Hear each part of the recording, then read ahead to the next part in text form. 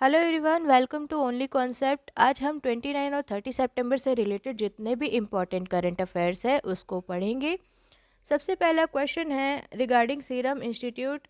Serum institute के regarding अगर आप केबीसी फॉलो कर रहे हैं तो कल भी आपने देखा होगा कि वहाँ पर एक क्वेश्चन आया था। क्वेश्चन था कि मैक्सिमम अगर क्वांटिटी में देखें, मात्रा के हिसाब से अगर देखें तो सबसे ज़्यादा वैक्सीन कौन सी जो कंपनी है वो डेवलप करती है, तो ये डेवलप करती है मात्रा के हिसाब से सबसे ज़्यादा सीरम इंस्टीट्यूट। पहला सवाल कि सीरम इंस्टीट्यूट कहाँ पर है। सीरम इंस्टीट्यूट है पुणे में। ठीक है, अभी इनके रिसेंट जो प्रेसिडेंट है वो अगस्त पूनावाला है। ठीक है, ये आपको याद रखना है। साथ ही साथ ये मैक्सिमम क्वांटिटी के हिसाब से वैक्सीन डेवलप करती है। हाल ही में इन्होंने जोनस जेरेका नाम की कंपनी के साथ टाई अप किया है, जो कि ऑक्सफोर्ड यूनिवर्सिटी से रिलेटेड है, और ये कोविड-19 के रिगार्डिंग वैक्सीन बना रहे हैं। तो इस जो वैक्सीन का नाम है वो है CHAdOx।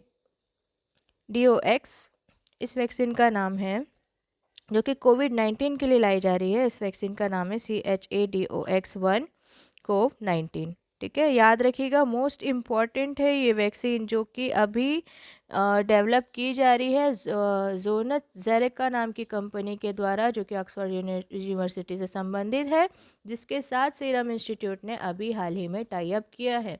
और इस टाई अप के बाद में अब जो वैक्सीन है वो इंडिया को प्रोवाइड की जाएगी। लगभग इसमें $100 मिलियन जो यूएस डॉलर्स है, उसकी ये वैक्सीन जो है इंडिया में प्रोवाइड की जाएगी बाय द ईयर 2021। ये आपको याद रखना है, 2020-21 तक के ये जो वैक्सीन है ये भारत को प्रोवाइड की जाएगी, इंडिया को दी जाएगी सीरम इंस्टीट्यूट के द्वारा। ठीक है, सीरम इंस्टीट्यूट है उसके द्वारा दी जाएगी।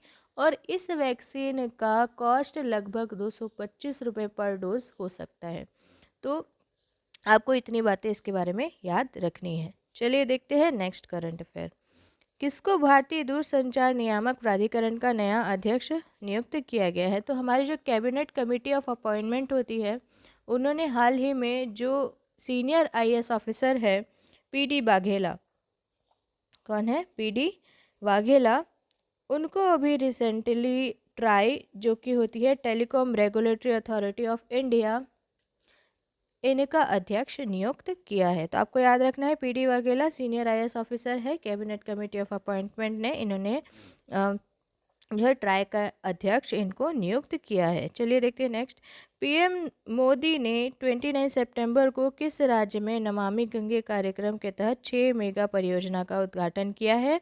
तो हमारे जो प्राइम मिनिस्टर है नरेंद्र मोदी जी, उन्होंने 29 सितंबर को 6 मेगा पावर जो 6 मेगा जो डेवलपमेंट है या विकास परियोजना है, उनका उद्घाटन किया है उत्तराखंड में।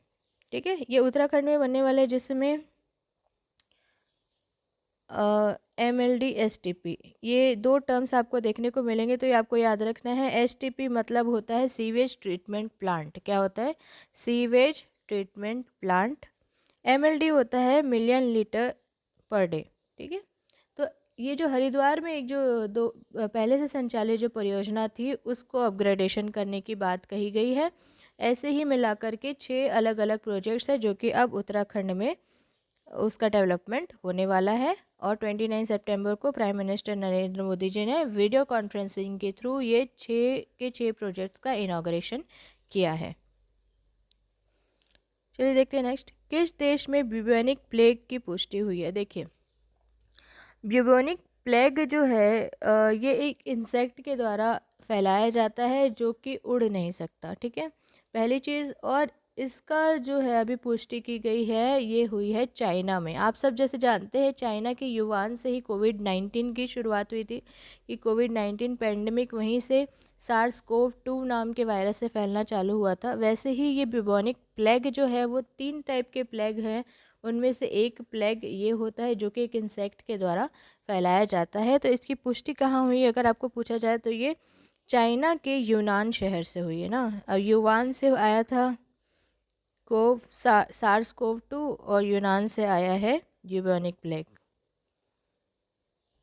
विश्व हृदय दिवस कब मनाया जाता है। तो वर्ल्ड हार्ट डे हर साल 29 सितंबर को मनाया जाता है। अब इसका कारण क्या है? लगभग 17 मिलियन से ज़्यादा लोग हर साल हार्ट से रिलेटेड डिसीज़ से जो है उनकी जान चली जाती है। तो इसका बहुत ज़्यादा ज़रूरी है कि आप लोगों के सामने जो हार्ट एलिमेंट्स होते हैं, हार्ट से रिलेटेड जो तकलीफ़ें होती है, डिसीज़ेज़ होती है, उसके बारे में अवेयरनेस फैलाएं। तो इसी इसी के चलते ये जो वर्ल्ड हार्ट डे है, इसकी शुरुआत हुई थी सन 2000 से, ताकि लोगों के मध्य में आप क्या कर सके, उनको अवेयरनेस फैला सके, जागरूकता फैला सके हार्ट रिलेटेड कंडीशन और डिसीज़ेज़ के बारे में, जिसमें हार्ट फेलियर है, हार्ट स्ट्रोक्स है, अदर जो हार्ट डिसीज़ेज़ है, कार्डियक अरेस्ट है, ये सारी चीज़ों के बारे में लोगों में जागरूकता फैलाई जा सके। भारत ने किस क्षेत्र में पाकिस्तान द्वारा चुनाव की घोषणा का विरोध किया? देखिए बहुत इंपॉर्टेंट है।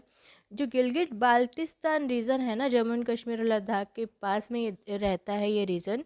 तो इस रीजन में अभी पाकिस्तान इलेक्शन कंडक्ट करवाने की बात कह रहा है। तो ये जो इलेक्शन है, इसका प्रोटेस्ट इंडिया कर रहा है, क्योंकि 1947 में इंस्ट्रूमेंट ऑफ एक्सेशन के थ्रू हम इस रीजन जो रीजन है, ये भारत का ही है, इंटीग्रेटेड पार्ट है भारत का।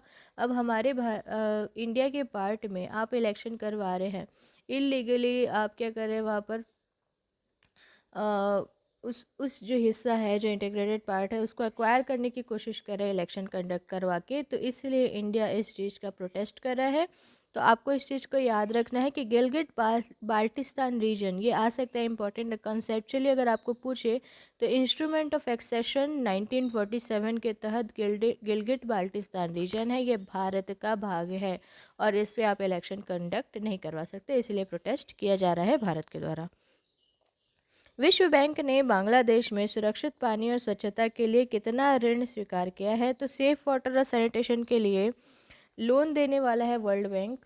वर्ल्ड बैंक लोन देने वाला है बांग्लादेश को, और ये होने वाला है 100 मिलियन यूएस डॉलर्स का। अब ये जो बांग्लादेश में अलग अलग ग्रांट्स जो है और भी दिए गए हैं बाय द टाइम।